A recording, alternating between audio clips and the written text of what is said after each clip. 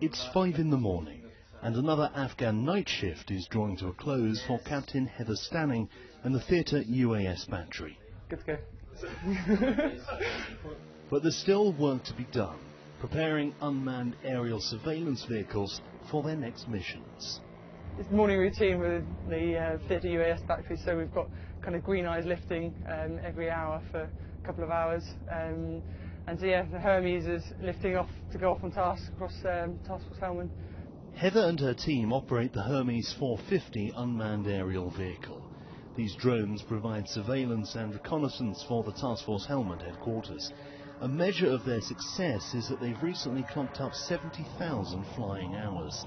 It's a vital job, but for Heather, worlds away from last year's rowing glory.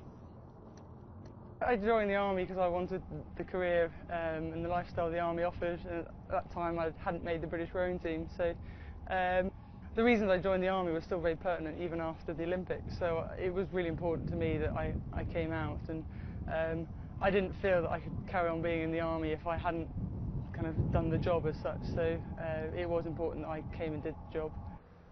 The nicest bit about coming back to work for me was I could go back into an environment where I'd worked with the soldiers beforehand, and they knew me before I'd become an Olympian, so for them it was just Captain Stanning's coming back to work. And I mean, I've moved on from that unit now, and I've been working with the new people in the last couple of months, but I mean, when we're here on tour, soldiers, they don't care for celebrity, they care about whether you can do your job or not, and that was really important for me, that actually I'm judged on how good I am at my job and not how good I rowed last summer. So I think that's been really good for me, just to keep a perspective on life and actually what else there is going on in the world.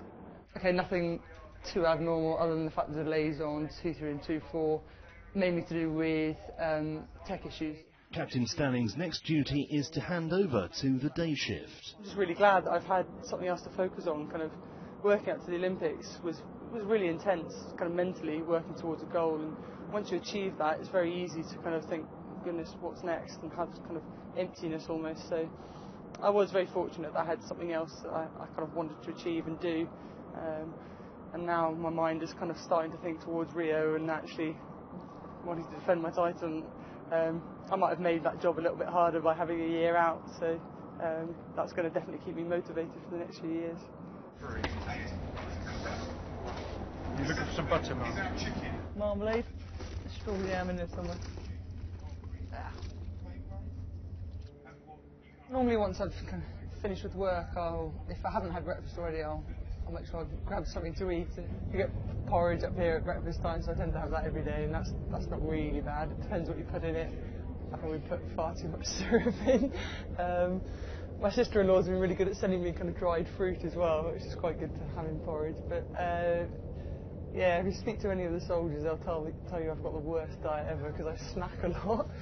We seem to have an abundance of mini cheddars and Rice Krispie squares out here, so I'm not sure why that is. Polos as well recently, we've had a lot of polos. But yeah, I think when I'm bored I just like to snack. When work is done, Heather spends much of her time in the gym. We've got brilliant gym facilities here, really, for where we are, and all I really need is a rowing machine, spinning bike and some free weights, and I can do most things, so just to keep me generally fit. The bit I've missed is being on the water, and a couple of guys have joked about filling up some of these ditches with water and getting me to row up and down. Not quite the same, but I mean, yeah, I've been able to keep up with the land fitness to a degree. It's not the same level that I was before, but if I can go back to the UK still fit and healthy, then I'm going to try and get back into full-time training and see if I can pick up where I left off. From time to time, Bastion does offer some competitive sporting opportunities. The Dancon March saw Heather smash the women's record for the 25k yomp by 15 minutes. That was a terrible idea. That's me done for the day. Oh no, work in 8 minutes.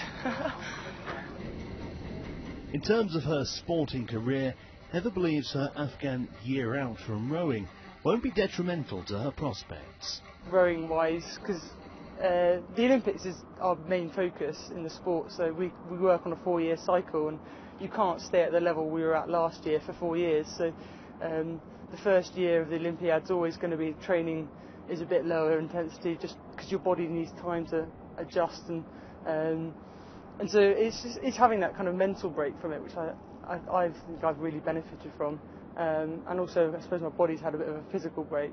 So I think people appreciate that, and it's not uncommon for people to have a year out. What they do with that year is different. Some people go and do PGCs and teach, others go to universities and coach, and I've come back to work with the army and come to Afghanistan.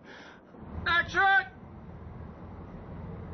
Heather Standing loves her dual passions of rowing and the army, believing the latter helps her stay grounded and perform better on the water.